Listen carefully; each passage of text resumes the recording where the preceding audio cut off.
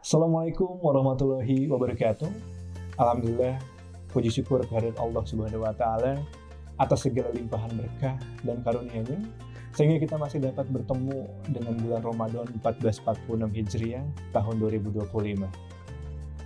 Senang sekali Bang DKI pada Ramadan tahun ini kembali menghadirkan program Beduk Berkah Ramadan yang senantiasa menjadi wadah bagi kita untuk berbagi ilmu tentang hikmah-hikmah di bulan puasa yang dapat menjadi inspirasi kita untuk senantiasa menjadi insan yang bertakwa. Sehingga di penghujung Ramadan, kita semua berhasil meraih kemenangan dalam hari yang fitri. Bersama saya Rizal, akan memandu pemirsa sekalian selama beberapa waktu ke depan, tentunya dalam program Beduk Berkah Ramadan.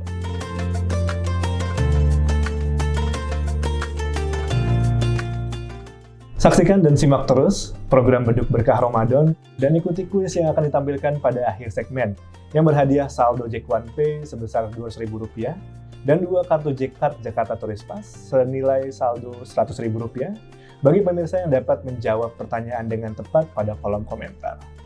Seluruh pemirsa juga dapat berinfak melalui scan QR Code yang akan ditampilkan.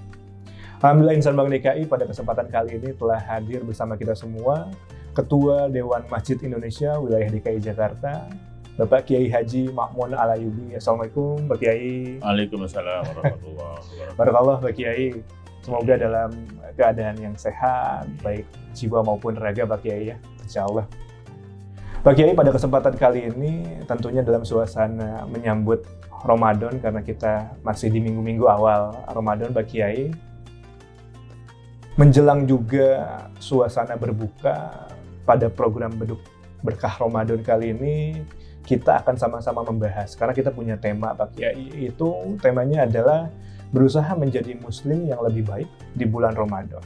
Tentunya pemirsa di rumah juga semua ingin menjadi lebih baik tiap tahunnya, apalagi sudah bisa dipertemukan dengan Ramadan kembali. Pasti kita semua ingin yang namanya kembali ke takwa, kembali ke fitri, begitu ya Pak Kiai.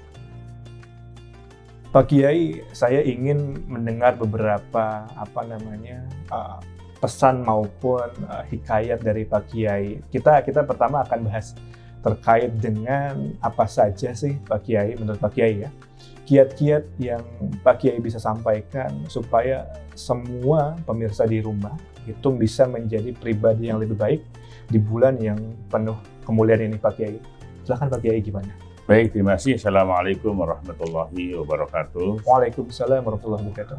Terima kasih pada Bank DKI dengan program yang sangat luar biasa, Beduk Berkah Ramadan. Ramadan adalah bulan yang ditunggu-tunggu oleh setiap umat Islam. Bukan hanya saat dia datang, tetapi demikian lama kita menunggu kehadiran bulan Ramadan. Sampai-sampai terdengar dari surau, masjid, mushola, anak-anak, remaja, dan dewasa. Sejak bulan Rajab, Allahumma barik lana fi Rajab wa Sya'bana wa balighna Ramadan. Ingin diberikan keberkahan di bulan Rajab dan bulan Sya'ban hingga bisa berjumpa dengan bulan suci Ramadan. Nah, ternyata memang bulan ini adalah bulan yang sangat istimewa, yang dinanti-nanti oleh setiap umat Islam di dunia. Kenapa? Di Ramadan inilah banyak keistimewaan yang tidak kita dapati di bulan-bulan yang lain. Maka kita menjadikan Ramadan adalah bulan pendidikan dan pelatihan. Nah, pendidikan di Ramadan ini juga tidak akan kita jumpai di perguruan tinggi manapun. Jadi kalau kita ingin menjadi muslim yang lebih baik, maka Ramadan saatnya kita berubah. Di Ramadan inilah kita program perubahan yang dimulai dari masing-masing pribadi kita. Kenapa? Puasa bukan hanya sekedar tidak makan dan tidak minum saja, tetapi lebih dari itu. Dia menahan diri dari tidak makan dan tidak minum, menahan diri dari hal-hal yang dapat merusak ibadah dia. Ini sebuah pendidikan yang sangat luar biasa. ingin menjadikan Ramadan kita lebih baik, ada 3 hal. Yang ini kita hanya bisa didapat ketika di bulan suci Ramadan. Pertama, menjadi muslim yang memiliki disiplin yang tinggi. Pertama, disiplin soal waktu.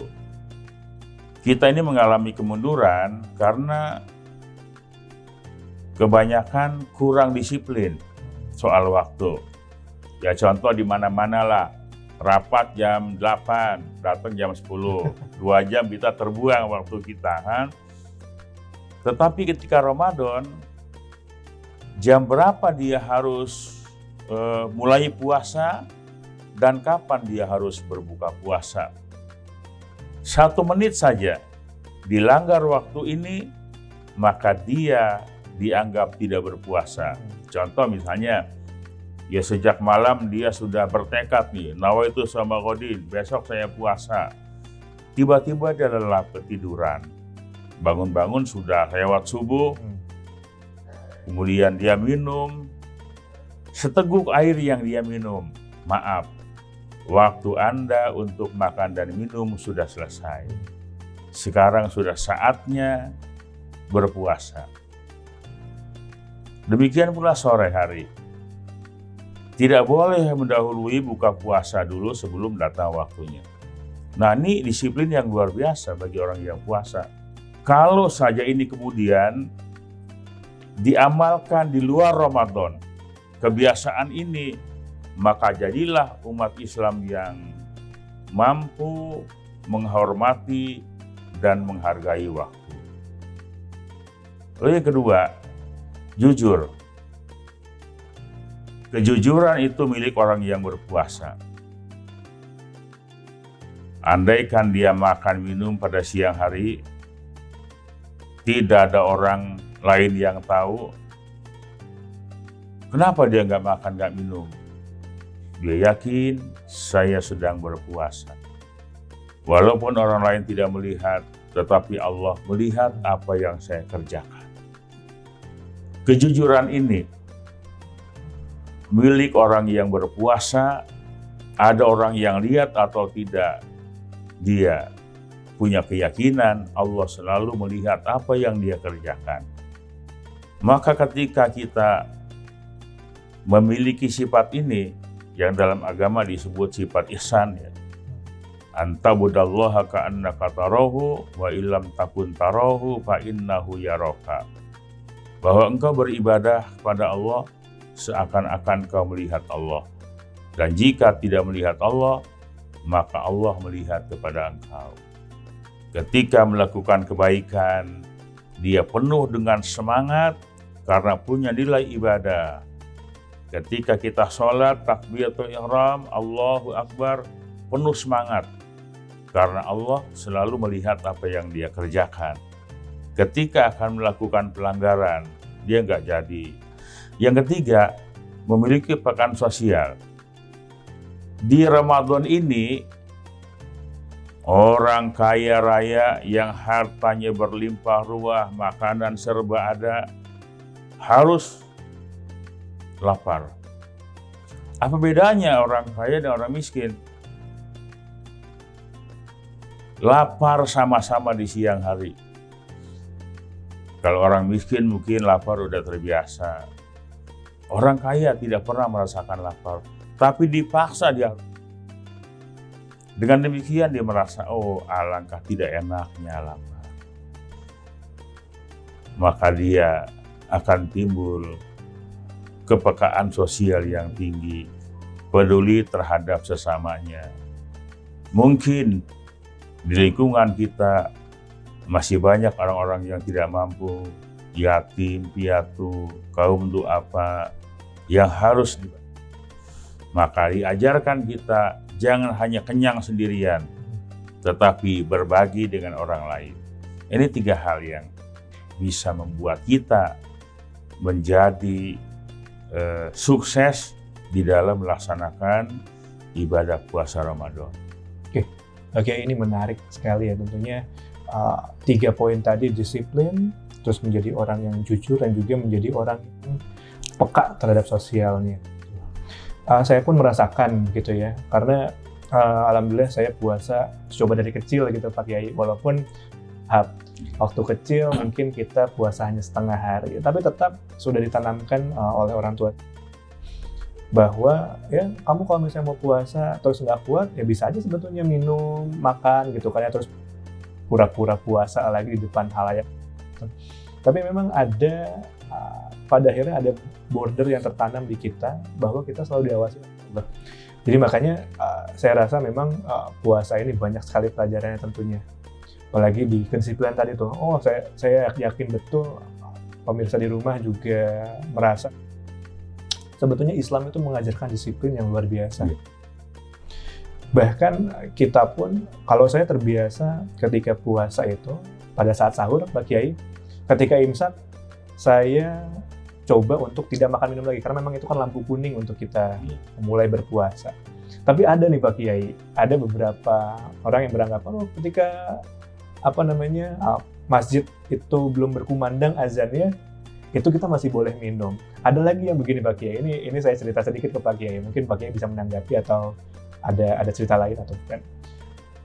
Ketika misal kita di lingkungan itu tuh banyak masjid Pak Kiai, masjid pertama baru azan Allahu Akbar, kita minum gitu.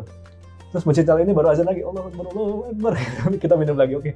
Jadi apa fenomena yang sebetulnya sedang dirasakan oleh masyarakat, terutama masyarakat seperti saya, karena saya merasa imsak itu bukan sebuah larangan untuk kita makan dan minum, kita gas terus, apalagi yang tadi Pak Kiai bilang bangunnya aja udah mepet-mepet subuh gitu Pak Kiai. Gimana Pak Kiai? Iya, jadi memang jeda dari imsak ke azan subuh itu ada 10 menit. Imsak itu ketika sudah imsak, yuk berjaga-jaga. Yang masih makan, masih minum, jangan kebablasan. Ya, dalam waktu 10 menit itu segera tuntaskan ya makan supaya ketika azan subuh sudah tidak lagi aktivitas makan. Lagi-lagi kita kembali disiplin.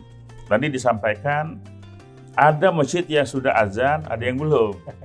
Sementara kita yang puasa ini itu pedomannya adalah masjid. Kan itu, azan di masjid.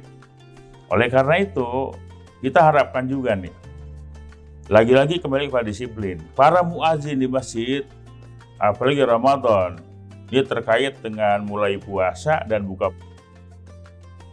Kita himbau juga nih kepada masjid-masjid, disiplinlah tepat waktu. Ketika sudah imsak, muazin di masjid, di mushola, segera siapkan. Begitu tiba waktunya subuh, azannya serentak. Sehingga tidak, wah Anda belum azan ini sudah.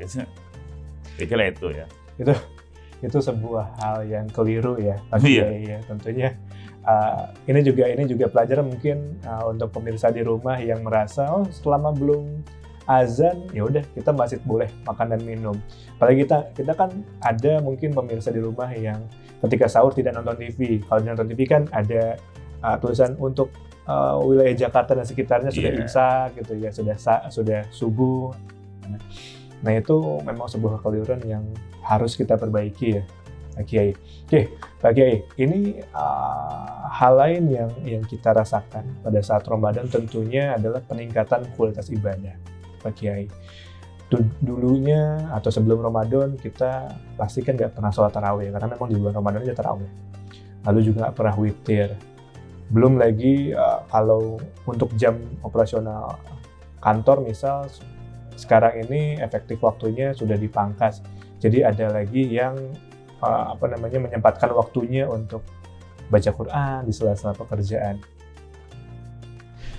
Bagaimana Pak Kiai melihat momen-momen Ramadan ini sebagai sarana peningkatan kualitas ibadah kita, Pak Kiai? Iya, Ramadan untuk meningkatkan kualitas ibadah. Karena memang ada amalan-amalan yang dilakukan hanya pada Ramadan. Ya contoh tadi taraweh, itu hanya ada pada bulan Ramadan. Tidak ada tarawih di luar Ramadan. Iya, betul. Kemudian amal ibadah kita pahalanya dilipat gandakan. Dosa kita diampunkan. Doa-doa kita mustajab. Jadi inilah yang membuat kita ini semangat dalam beribadah. Saya ingin mengatakan begini, jangan Ramadan dijadikan alasan untuk bermalas-malasan. Di jam-jam kerja, tidur. Ini kan puasa. Sebetulnya hal yang keliru. Justru Ramadan, etos kerja kita malah lebih kita tingkatkan. Kenapa? Semuanya ibadah. Di luar Ramadan kita jarang baca Quran. Tapi ketika datang Ramadan, paling tidak kita one day, one juice, ya kan? Nah, ini sudah kita programkan. Ya, saya di kantor begitu, pagi jam 9 ini sebelum beraktivitas, 1 juz selesaikan. Gitu kan. Ini artinya peningkatan ibadah di bulan suci Ramadan. Baik, Pak Kiai. Saya ingin bertanya terkait dengan tadi, kan ada momen-momen khusus atau ibadah-ibadah khusus yang hanya ada. Saya tuh kemarin tuh baru baca, Pak Kiai. Ternyata pada saat kita berbuka, sebelum berbuka itu tuh adalah waktu mustajab untuk kita berdoa, dan insya Allah itu qabul gitu ya, Pak Kiai. Itu sebenarnya betul atau enggak, Pak Kiai? Iya, sepanjang waktu kita berpuasa, wa du'a'uhu mustajabun. Doanya orang yang puasa itu mustajab. Apalagi yang waktu paling mustajab itu ba'da asar kan. Jelang berbuka puasa. Makanya kita sebelum berbuka puasa kita makna Allahumma lakasumtu wa bika amantu wa ala rizqika aftartu birahmatika ya arhamar rahimin. Itu bukan cuma sekedar doa untuk berbuka puasa, tetapi permohonan kita kepada Allah itu memang kita sampaikan harapan-harapan. Makanya ketika kumpul dengan keluarga jelang buka puasa, bukan cuma sekedar buka puasanya, tetapi mari coba kita jadikan momentum berbuka puasa itu, jadikan ajang silaturahmi dan jadikan itu untuk doa bersama, mustajab. Oke, jadi memang ternyata doa orang yang berpuasa itu setiap waktunya insya Allah mustajab ya. Iya. Apalagi tadi menjelang berbuka, jadi saya dulu sebelum memahami ini Pak Kiai, sebelum waktu berbuka saya udah siap-siap gorengan, ada sop buah segala macam. Bahkan dulu waktu lebih muda dari sekarang lah ya, itu saya nggak memahami makna doa berbuka puasa. Jadi langsung begitu Allah langsung. Jadi ternyata perut pun pada akhirnya kaget. Ini menurut saya juga harus diluruskan gitu ya Pak Kiai ya. Karena kan ada waktu di mana pada saat berbuka itu jangan sampai semua makanan dihabisin dulu. Jadi nanti tarawihnya ngantuk Pak Kiai. Yeah. Nah ini sebetulnya juga saya ingin membahas terkait dengan fenomena buka bersama. Tadi kan kita sudah bahas tentang bagaimana mustajabnya doa seorang yang berpuasa pada saat ba'da asar. Nah, buka bersama ini itu kan menjadi sarana untuk memperbaiki hubungan sosial kita, gitu ya Pak Kiai. Jadi, saya rasa kalau saya pribadi saat ini sudah memiliki beberapa lingkungan sosial yang makin banyak, karena seiring dengan berjalannya waktu semakin tua kita semakin banyak juga nih lingkungan sosial yang harus kita sambangi gitu Pak Kiai ya. Pada akhirnya ada undangan buka bersama SD, buka bersama SMP, SMA, terus sampai ke RT. Nah, kadangkala di saat ini Pak Kiai, ajang buka bersama itu malah menurunkan kualitas ibadah. Kenapa saya bilang begitu Pak Kiai? Karena saya sendiri merasakan ketika buka bersama di luar tentunya, itu kita sering antri musolanya, atau bahkan tidak didapati ada musola. Atau bahkan kita buka puasa pada akhirnya lupa waktu sholat isya maupun tarawih pada akhirnya terlewat. Gimana Pak Kiai menanggapi hal ini Pak Kiai? Iya, memang pada kenyataannya berbuka puasa bersama itu baik, tetapi ada unsur madorot juga. Baiknya karena memang kita ada doa bersama, makan bersama, yang kadang sampai jumlahnya ratusan bahkan ribuan. Sekali buka puasa ribuan, anak yatim, doa apa, dan sebagainya. Saya pernah mengusulkan begini, bisa nggak sih di-manage itu? Ini kan bulan berbagi dari orang-orang yang mampu kepada orang yang kurang mampu. Gitu. Kalau disatukan jumlah yang besar itu, jelas madorotnya banyak. Sholatnya dan sebagainya. Belum lagi mereka datang dari rumah ke tempat acara itu dengan waktu yang tentu berbeda-beda. Saya usulkan, kenapa sih tidak di setiap majelis taklim saja? Ada komunitas tertentu, ini majelis taklim, berapa orang di yatimnya atau apa? 100, nih, kasih dia aja. Diperkecil ya Pak? Diperkecil. Jadi bagi-bagi. Saya kira ini lebih efektif. Dan tidak orang yang memang sedang haus, lapar, datang jauh-jauh. Ya kadang-kadang buat orang duafa dipanggil, naik ke atas panggung. Ini sangat ironis saya kira. Bisalah kita robah ini ya di momentum Ramadan, ini pun bagian dari perubahan sikap mental kita. Bagaimana meningkatkan hubungan dengan Allah dan bagaimana meningkatkan hubungan dengan sesama manusia. Memberi itu tidak harus pamer lah istilahnya begitu kan. Tetapi ada hal-hal yang memang harus menjadi perhatian. Betul. Memang menyeimbangkan antara hablum minannas dengan hablum minallah juga perlu ya Pak Kiai. Jangan sampai kita untuk untuk memberatkan hablum minallah itu kita pada akhirnya jadi riya gitu Pak Kiai. Saya memang mendapati beberapa fenomena ini ketika mengadakan buka puasa bersama dengan kaum duafa gitu. Saya juga merasa ini ironis gitu Pak Kiai, karena mereka apalagi kaum duafa atau yatim piatu yang masih anak kecil. Bagaimana mereka pada akhirnya pulang dari tempat itu merasa sedih juga karena saya hanya mendapati yang enak-enak ini atau yang mewah-mewah ini hanya sebentar. Kalau saya memang baru tahun lalu itu tuh merasa ternyata memang tidak elok ketika kita mengundang. Ini memang masih ada beberapa perdebatan, tapi saya rasa untuk bijaksananya kita itu mengundang mereka ya tidak harus di tempat-tempat yang mewah atau bagaimana. Bahkan lebih baik lagi kalau kita yang menyambangi mereka. Saya rasa begitu Pak Kiai. Jadi mereka pun bisa welcome dengan kita tanpa harus, namanya juga manusia pasti punya perasaan Pak Kiai, apalagi masih kecil atau kasihan sekali ketika mereka melihat tamu-tamu yang lain dandanannya wangi-wangi, pakaiannya bagus-bagus, kok kami dalam tanda kutip tidak bisa seperti mereka. Hanya diberikan bingkisan tapi kan itu kan tidak berlaku lama.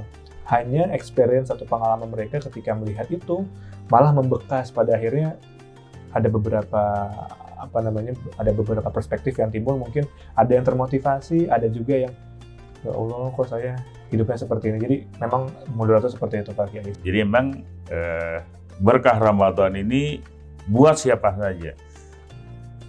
Termasuk buat orang-orang duafa, yatim piatu, ada keberkahan Ramadan. Tinggal barangkali harus di-manage cara-cara yang baik supaya tidak ada unsur madorot. Masjid-masjid juga sangat luar biasa, kotak amal bertambah. Kalau biasanya Jumat itu dapat sekian ratus ribu, ketika di Ramadan kotak amal Jumat itu bisa berlipat-lipat ya. Karena memang orang yang beramal di bulan Ramadan itu pahalanya dilipat gandakan 70 kali lipat.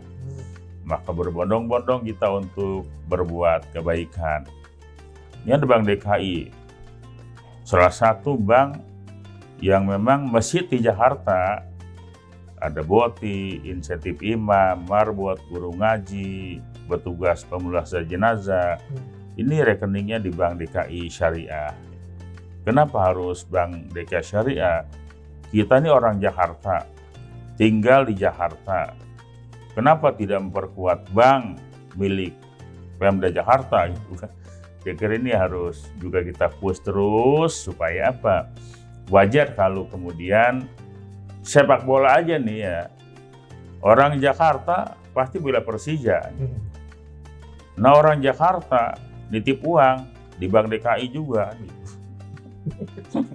Insya Allah berarti dana umat akan disalurkan dengan baik. Iya. Jadi tadi untuk kita ngomongnya kotak amal gitu ya Pak Kiai. Iya. Kalau di masjid-masjid kami itu kotak amal sekarang udah berkurang nih jumlah cash-nya Pak Kiai. Karena semua sudah menggunakan metode scan QRIS gitu. Apakah di masjid-masjid Pak Kiai juga sudah menggunakan QRIS? Iya, QRIS ini memang program Bank DKI dengan DMI Provinsi DKI Jakarta ke masjid-masjid. Jadi meskipun belum semua ya, tetapi sudah sebagian besar menggunakan QRIS Bank DKI. Ini sangat efektif, orang beramal tidak lagi ke masjid bawa duit recehan, tetapi cukup bawa HP, tinggal di barcode, nah itu. Berapapun yang dia mau keluarkan, itu lebih mudah. Dan buat DKI masjid juga lebih gampang kontrolnya karena masuknya ke rekening masjid nih. Langsung ke rekening masjid gitu ya Pak Kiai. Jadi nggak usah ngitung-ngitung lagi, langsung bisa dipertanggungjawabkan untuk jumlahnya begitu. Iya.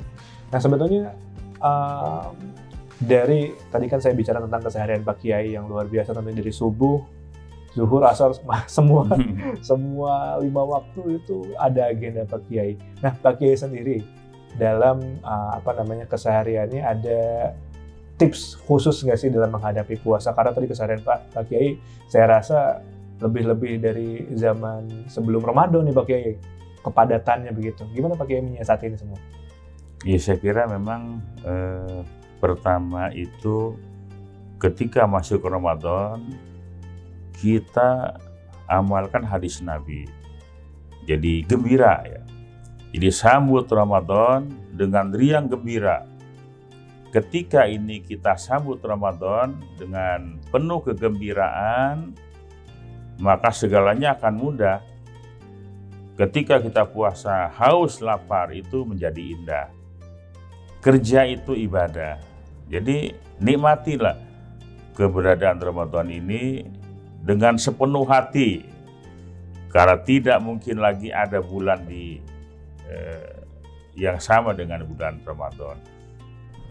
Berallah, Pak Kiai, terima kasih banyak atas waktunya sudah menyempatkan hadir ke sini di sela-sela kepadatan yang luar biasa. Tentunya mudah-mudahan penyampaian informasi maupun amalan Pak Kiai pada saat ini menjadi berkah untuk Pak Kiai dan juga umumnya untuk kita. Insya Allah semuanya itu menjadi kebaikan bagi seluruh pemirsa podcast Beduk Berkah Ramadan di rumah. Kami doakan Pak Kiai Ma'mun semoga senantiasa dalam keadaan sehat. Amin. Dalam menjalankan aktivitas di bulan Ramadan ini. Oke pemirsa juga dapat mengikuti kuis berhadiah saldo Jack One Pay sebesar Rp200.000 bagi 3 orang pemenang dan kartu J-Card Jakarta Tourist Pass dengan saldo masing-masing sebesar Rp100.000 bagi 2 orang pemenang. Saya ingatkan sekali lagi supaya pemirsa tentunya dapat mengikuti terus program Beduk Berkah Ramadan dan nantikan program podcast Beduk Berkah Ramadan episode selanjutnya yang tentunya akan menghadirkan topik menarik seputar bulan Ramadan. Akhir kata, saya Rizal undur diri. Wassalamualaikum warahmatullahi wabarakatuh. Sana.